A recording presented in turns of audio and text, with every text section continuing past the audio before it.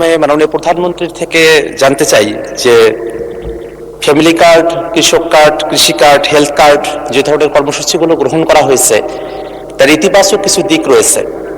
জানার বিষয় হলো যে ঠিক কতজন ব্যক্তিকে বা পরিবারকে এই কার্ডগুলোর আওতায় নিয়ে আসা হবে, তাতে কতটুকু বাজেট বরাদ্দ করা হবে এবং সেই বাজেট বরাদ্দ সমন্বয় করতে গিয়ে মূল্যস্ফীতি, মুদ্রাস্ফীতির মতো পরিবেশ পরিস্থিতি তৈরি হওয়ার মতো পরিস্থিতি তৈরি হয়, সেটার ব্যাপারে সরকারের পরিকল্পনা কি? আপনার মাধ্যমে মাননীয় প্রধানমন্ত্রীর কাছে সে ব্যাপারে জানতে চাই।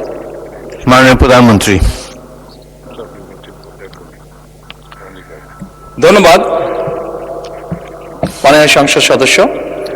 আপনি যে প্রশ্নটি করেছেন যে কতজন মানুষের কাছে আমরা পৌঁছে দেব, তাই তো, এবং মূল্যস্ফীতি হবে কিনা, বাজেট কত, স্বাভাবিকভাবে বাজেট কত এটি আমরা আপনাদেরকে এখনই বলছি না। অর্থাৎ আমরা পর্যায়ক্রমিকভাবে জিনিসগুলোকে সামনে এগিয়ে নিয়ে যাব। আমাদের এক একটি কৃষক কার্ড এবং এক একটি ফ্যামিলি কার্ডে আমরা রেখেছি কৃষক কার্ড যারা পাবেন সেই সকল কৃষক ২৫০০ টাকা পাবেন বছরে, এবং ফ্যামিলি কার্ডে যারা পাবেন তারা সে সকল নারী প্রতি মাসে ২৫০০ টাকা পাবেন। আমরা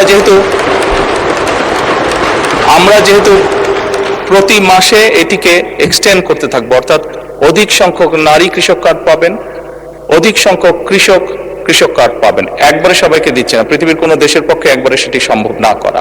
সেই জন্য প্রতি বছরই আমরা বাজেটের স্যাংশন বাড়াবো, প্রতি বছরই বাজেটে আমরা টাকা অ্যালোকেট করব, এভাবে পর্যায়ক্রমিকভাবে ধীরে ধীরে আমরা এগোবো।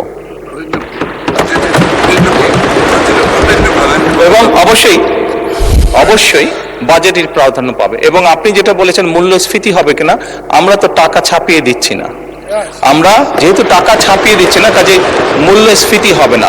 বরং আমরা মনে করি এই টাকাগুলো যখন মার্কেটে যাবে, যারা কৃষক কার্ড পাচ্ছেন সেই সকল কৃষক, যারা প্রান্তিক পর্যায়ে নারীরা যারা পাচ্ছেন টাকা, নিশ্চয়ই তারা সিঙ্গাপুর বা বিভিন্ন দেশে টাকা পাচার করবেন না। সেই টাকা লোকাল অর্থনীতি দিয়ে তারা খরচ করবেন, এবং একজন নারী স্বাভাবিকভাবে সেটি তার সন্তানের লেখাপড়ার পিছে খরচ করবেন, অথবা সেটি তার সন্তান বা পরিবারকে একটু ভালো খাবারের ব্যবস্থা করবেন, অথবা তিনি লোকালি কোনো ছোট ব্যবসা প্রতিষ্ঠান গড়ে তুলবেন। ফলে যেটা হচ্ছে, যেই টাকাটা সরকারের কাছ থেকে তার কাছে যাচ্ছে সেই টাকাটা লোকাল ইকোনমিকে শক্তিশালী করছে, লোকাল ইকোনমিতে সেটি রোটেট করছে।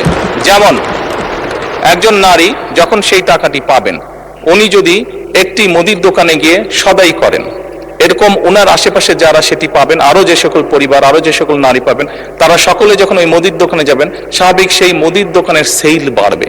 সেই মুদির দোকানে যখন একজন কর্মচারী যদি এখন থেকে থাকে, 1 মাস পরে বা 2 মাস বা 3 মাস পরে সেই মুদির দোকান মালিক দেখবে যে আমার একজন কর্মচারী দিয়ে হচ্ছে না, তখন সে আরেকজন কর্মচারী নিয়োগ করবে। ফলে কি দাঁড়াচ্ছে? কর্মসংস্থান হচ্ছে, এবং সেই কর্মচারী 2 জন বেতন পাবে, তারাও গিয়ে গামছা কিনবে, লুঙ্গি কিনবে, অথবা তার সন্তানের জন্য চিপস কিনবে, অথবা একটা ছোট্ট ফ্রক কিনবে তার মেয়ের জন্য।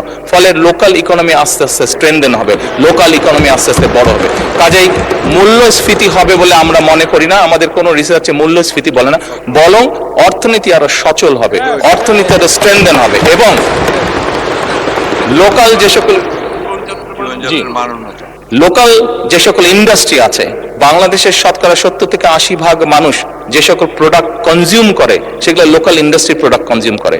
কাজে লোকাল ইন্ডাস্ট্রিগুলোকে স্ট্রেনদেন করার এটি আরেকটি উপায়, এবং তার ফলে যেটি হবে, সামগ্রিকভাবে ডিপ্রাইভ যে সকল মানুষ আছে, আমি বলছি না যে আগামী 6 মাসের মধ্যে এটি হবে, তবে ইনশাল্লাহ 3 থেকে 5 বছরের মধ্যে আপনি যে পরিবর্তনটি দেখবেন, যারা প্রান্তিক গোষ্ঠীর মানুষ, তাদের জীবনযাত্রার মান ইনশাল্লাহ অনেক উন্নত হবে।